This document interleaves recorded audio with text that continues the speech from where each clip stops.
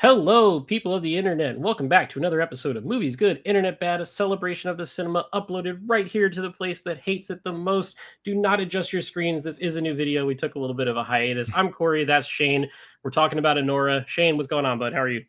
I'm great. I'm very excited to be actually recording a video again. It's been a while. Life got in the way, a Yeah, lot of stress, but we're good as now. Jeff Goldblum says, life finds a way. It And does. we It found our does. way back. And you know what? I'm It going to did. go out on a limb and say it, Shane. This is the best goddamn internet movie television show out there. I think so. Yeah. I don't think there's anybody better than us. And I can just make shit up and people will believe me. That's the world we live in today. And It that's I'm is. It sticking to that is. story. Subscribe if you haven't already. Like this video, even though we haven't spoken a single word about this film. Uh, I saw it at a film festival that I was at a couple weeks ago. Shane, you just saw it a couple days ago. Yeah. Um, it was a very buzzworthy film coming out of the festival circuit this year, directed by Sean Baker, who, of course, directed Tangerine, The Florida Project, Red Rocket, and now this Anora film released by Neon Studios. So, non-spoilery, just, before we get into some of the details, Shane, what did you think of this movie? I really enjoyed it. I appreciated that it was a little bit different than what I was expecting from the trailers. Mm-hmm. I expected more of a run-of-the-mill type of story. It does a lot of inventive things. It's a lot funnier than I expected it would be. It's almost more of like a screwball comedy at times, which I did not expect at all. Yeah. I expected this to be a very serious movie. And it is at times, but it balances that very, very well with a lot of humor. I was laughing. My whole theater was laughing considerably throughout the entire film, Yeah. which is great. Like it's a very crowd pleasing movie, but it also hits on some deep cuts. I think the lead actress, is it Mikey Madsen? Is that how you say it? Madison. Yeah. Madison, Mikey Yep. Madison. She was awesome. Incredible. She's by far the highlight of the film, but I think the supporting cast is also excellent. Like there was not a poor performance in the entire movie, which is great. Yeah, those folks will Um, all go unnamed because I will botch the yeah, pronunciation of their yeah, of their names. yeah. So Mikey Um, Madison and everybody else, great, yes, great job. yes. I'll talk a little bit more in the spoilers about like certain things, but it does a very interesting thing with how it develops its characters. But I won't go too much into it because it kind of ruins the plot. Like I would give away kind of the structure of the movie. But another thing that I appreciated is that it doesn't paint strippers in a bad light. Mhm. It treats the industry with a lot of respect, which a lot of movies don't. Yeah. And before the Alamo Drafthouse screening, there was actually a little video of Sean Baker before where Okay. he's like thanking everybody for coming to the movie. And he said that Mikey Madison like really spent time in like the industry to find out, like, to make it more authentic, and Yep. took dance lessons and stuff like that. So I thought that was interesting. There's a lot of nudity and a lot of graphic content, but it's all treated very tastefully, Mhm. which I was great. Like the very first shot of the movie is like all nudity, and yet like it doesn't feel gratuitous, No, which it not very easily not could have once been. does it feel Yeah, gratuitous, which is yeah, really fascinating. But yeah, that's Sean Baker's calling card. yeah. Every film that he's made, Tangerine is about a handful of trans sex workers. Right, Florida Project obviously has some sex workers as main right. characters. Red Rocket is about a retired porn star who tries Yeah, to reintegrate into the real world, and then Anora, obviously about a stripper who it's like if Pretty Woman yeah. was on ecstasy for 2 hours and And 20 and minutes. that's the So obvious comparison is Pretty Woman, right? yeah, Yeah. yeah, and they spoke about that at the film festival. Oh, cool. Mikey, she was there, and she introed the movie and everything, and they gave her an award or whatever. And the obvious inspiration of being Pretty Woman, but then also turning it on its head and making it a crime thriller Yeah, is also like a really neat concept. So yeah. I was enamored by the movie. We saw 12 films at the film festival. It was easily my favorite of the bunch. I loved just about everything about it. Very minor quibbles. I think Mikey Madison is an absolute lock to win Best Actress at the Oscars this year. At least nominated. Like, Oh, definitely nominated. yeah, Yeah. she's the lock to be nominated. I haven't seen some of the other movies where people are getting acclaim, so it's possible there's another performance I just haven't seen, but she's the best that I've seen this year. Yeah. It was actually really fascinating because she was up there on stage and they've got her on a sitting chair with somebody from Variety and they're just like having a conversation or whatever. And she was this soft spoken the entire time. Like she barely raised her voice. And then all of a sudden the movie hits and she's like a literal stick of dynamite for two and Yeah. a half hours, which is just such a cool testament Yeah. to the power of acting and how people can transform for the roles they're in. It just Yeah. Sean Baker said that he saw her in Once Upon a Time in Hollywood, and that yep. was his first like introduction. And so he was already kind of familiar with her. And then he saw Scream. And when he saw Scream, he was like, okay, that's 2 for 2. I'm Mhm. also developing this movie. He said he turned to his wife and immediately said, like, we need to call her representation, like right after She told this. that story at Did the film she? festival. She was Nice. like, Okay. so the weekend that Scream came out, Yeah. he literally called me and said, "I have this movie. Do you want to do it? I'll write it for you." And she was like, Nice. "Oh, how can I say no to that?" Yeah. But yeah, man, really just great stuff overall. Excited for more people to see it now that it's Yeah. finally starting to hit theaters. I know that some places, my local theater here in Orlando, the indie joint, they're screening it in 35 millimeter on film, Oh, cool. which is pretty cool. So I think there are some limited engagements for that too. Nice. If watching the little specks and dirt on the film is your jam, you can totally do that. But yeah, so that's about that for non spoilers. Let's get into it. Let's start with some of your quibbles about the film and get the negative out of the way Yeah. before we shower it with praise. Sure.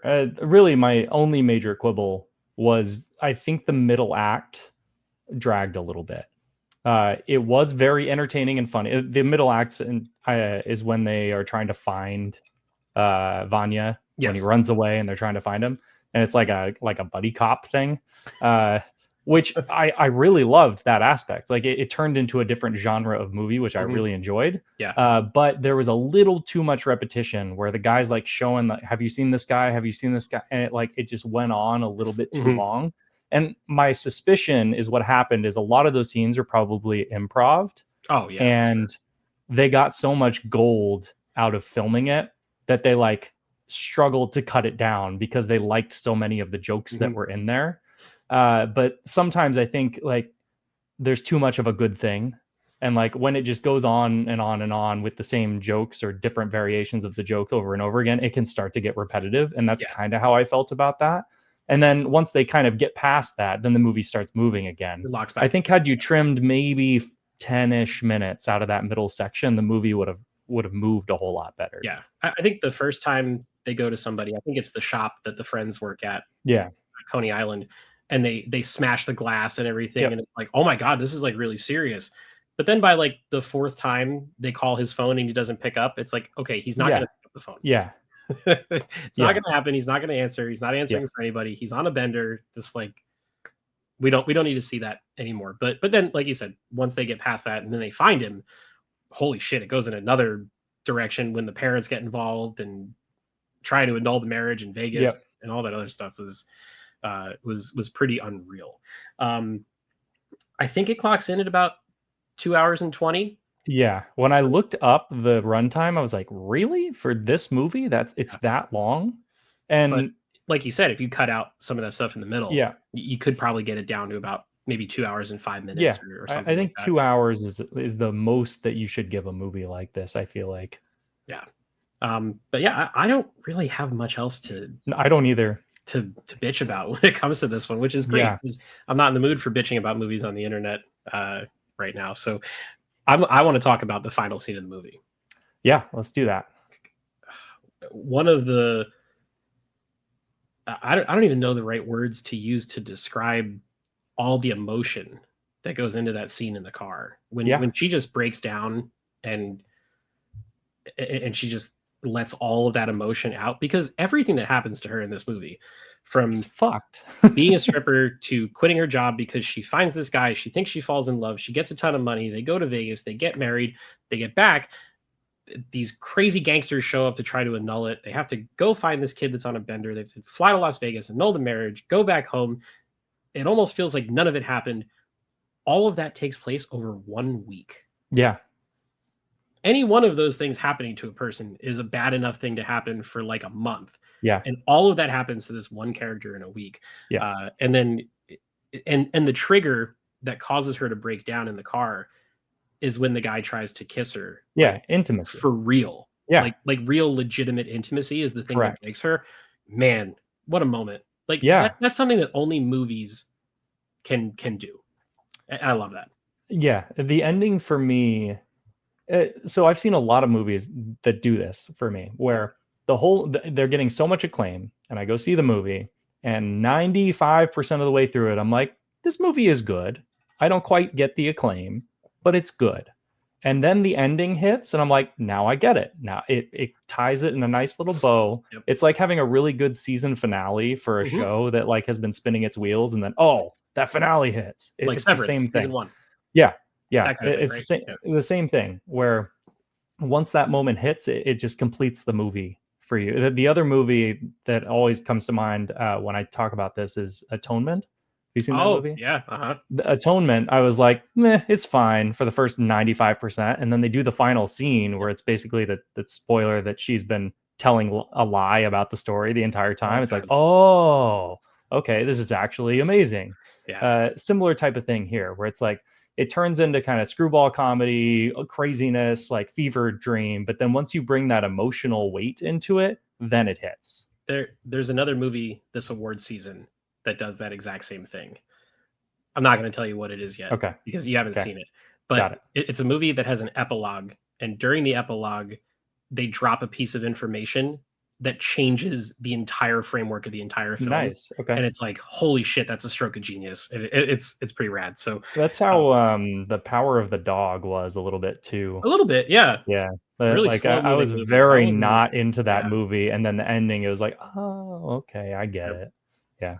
It feels like that's, like, the Oscar-y thing to do at this Yeah. point, isn't You it? have the big ending that recontextualizes the entire thing. You gotta subvert those expectations, Ryan Johnson. But yeah, that moment was awesome because it really frames how she views the world, Mhm. right? You know, it's somebody doing something nice for her is not normal. Like No. the only time that anyone has ever done anything nice for her is to get sex. Yep. And so that's what she does. And then it's like, wait a minute, this is more than that. How do I deal with this? How do I handle it? Mhm. And she's never done that before. And And she obviously, can't. yeah, she can. Like, it breaks her brain, Yeah. and it adjusts her chemistry, which is, Hmm. uh, just an amazing acting showcase. Yeah. And the way that, like, the camera holds on it the entire scene, and it's just, And like, a even the credits. real slow push, man. Yep. Whew. In the credits, they leave the sound effect of the wipers Yes. Yeah. going. Uh-huh. Good effect. Stuff like that. Being a film major and going through film school, like the opening shot and the last shot are always talked about. Where like it's like every single thing that you want to do, you want to leave it on a good opening shot or a good final shot. And like Yep. so much effort goes into that exact thing that you have so many movies where that's where you can tell where all the effort Mhm. goes. Right. Yeah. And this felt like that, right? The very first shot is this tracking sweeping dolly shot, like with all these strippers, Mhm. and it's all done in one take, and it's the credits, and it zooms in on her, and like Yeah, you but know she's the last one that you yeah, see, right, of the. beautifully done. Yeah. Amazing shot. But like you can tell that like he had that idea and he's like, this is the shot. Yep. This needs to be the shot. And the exact same thing for the ending. Like that is the shot. It's a close up of her face, just like the beginning. Yeah. The guy from Variety that did the little chat before the film, he we hadn't seen the movie yet. So he's like, I'm not gonna spoil anything for you, but there's before the final shot of Anora and then after the final shot of Anora. Yeah. And it's like a fork in the road in your life, you Yep. know? Yeah. And he wasn't wrong. Yeah. It hit like a ton of bricks. The audience I was with, the theater, I think it holds like 1,100 people or something. So it was packed. And I'll tell you what, man, not just the beginning and the end, but everything in the middle, people were losing their minds. They were Yeah. laughing hysterically the whole time, like huge crowd reactions. It almost kind of felt like, and I don't want to make this comparison because it's terrible, but it Oh no. almost kind of felt like when you went to go see like Avengers Endgame and all the nerds cheered for the superhero stuff. There Yeah. were a couple moments in the movie where she says something like to fight back against Vanya's parents or whatever, and the audience just starts cheering because Yeah. they've been waiting for the other shoe to drop on there Yeah. for the entire time.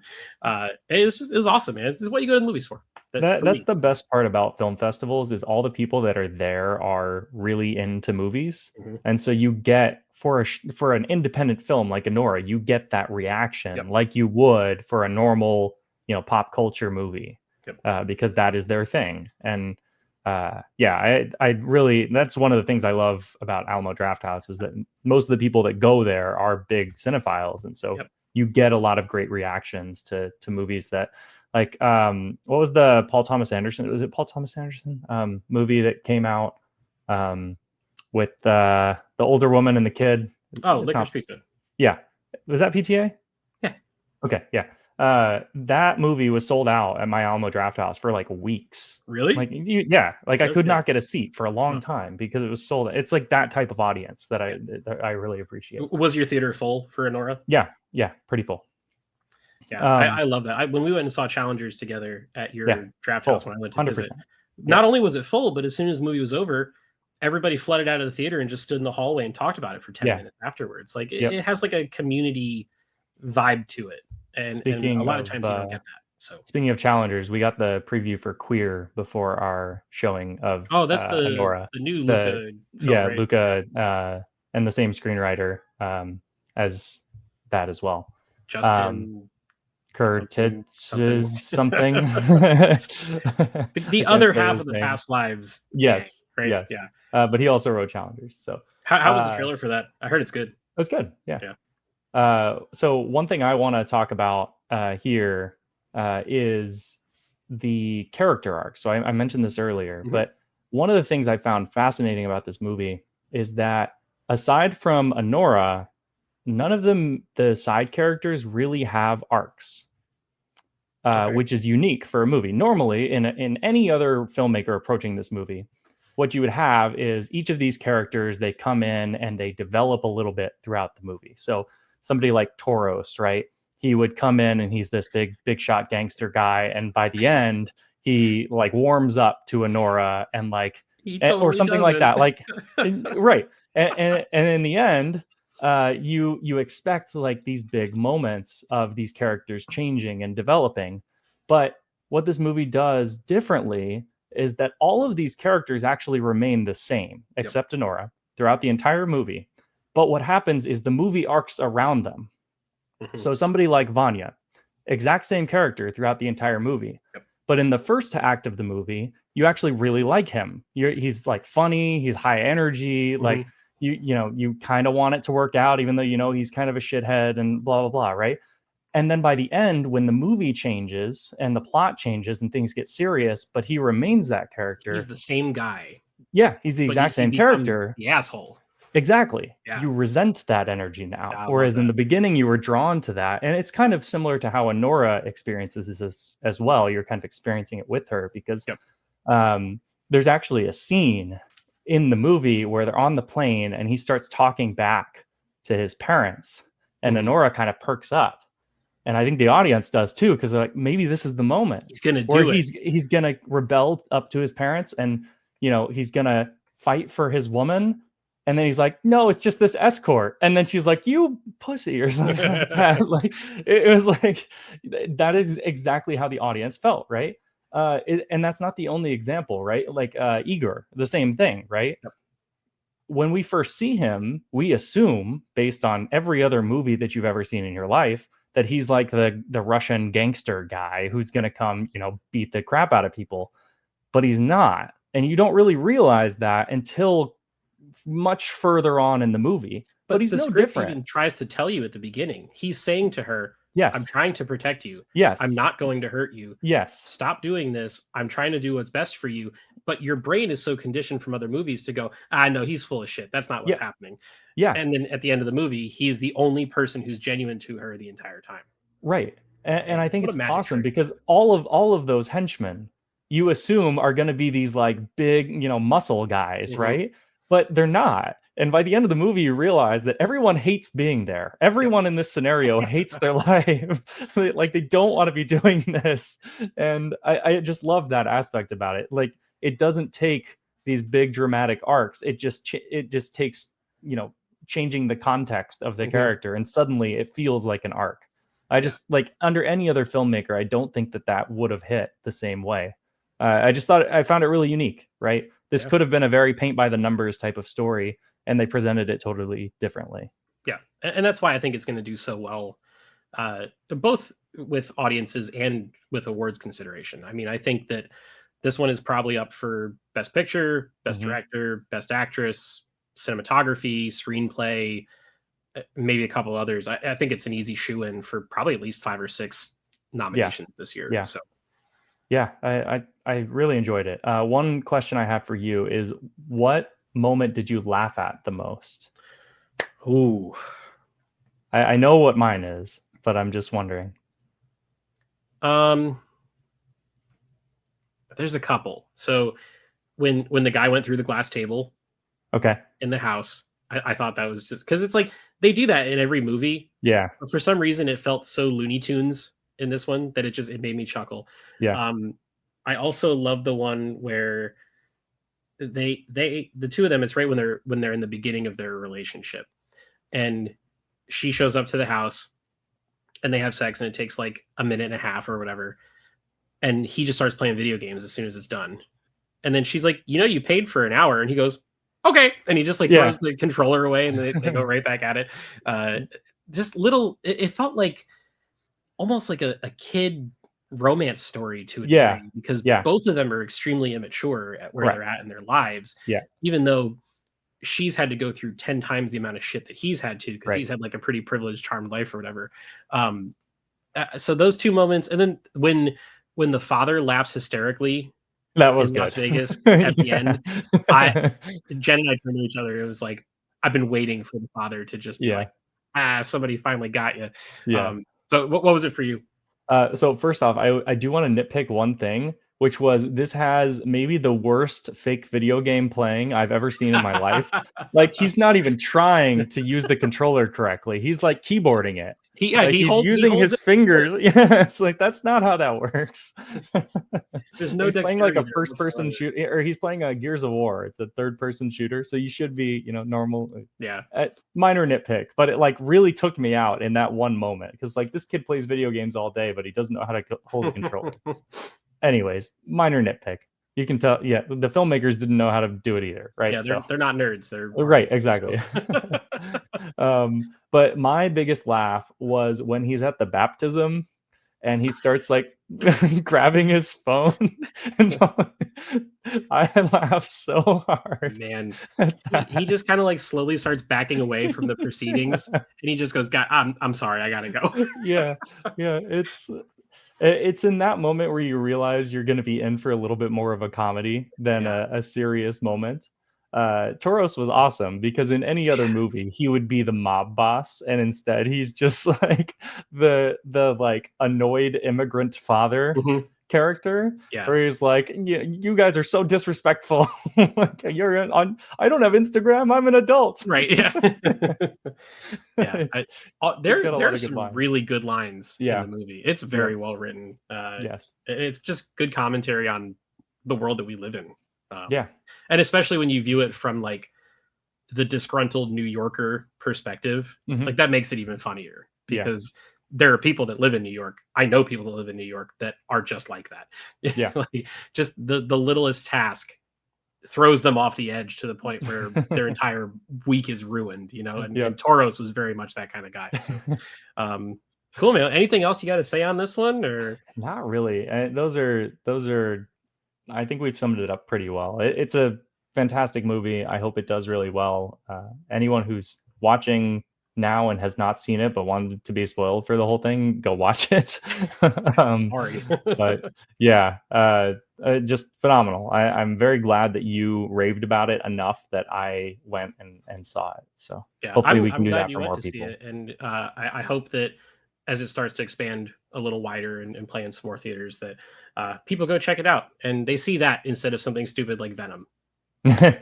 Seriously, like, don't go see Venom. Go see Anora. Anora is a much better use of your time and money than a CGI fest with Tom Hardy's weird accent. Yeah, I love Tom Hardy. No offense, but this is a better Cashing buy. in the paychecks. One for me and one for or one for them, one for me. Three for yeah. three for them. Yeah, that's the expression. Well, cool. That's going to wrap it up for this one, guys. If you've seen Anora, we'd love to hear your thoughts. Drop them in the comments below. We'll answer to anyone that comes through. If you haven't, let us know if you're excited for it, how you plan on checking it out, or if you can find it in 35 millimeter or anything like that. Like the video, subscribe to the channel, click the notifications button so that way you never miss a new video. We're going to have another one soon, talking all about my experience at the Savannah Film Festival, because it's the first one I ever went to. So stay tuned for that, and we will see you all in the next video.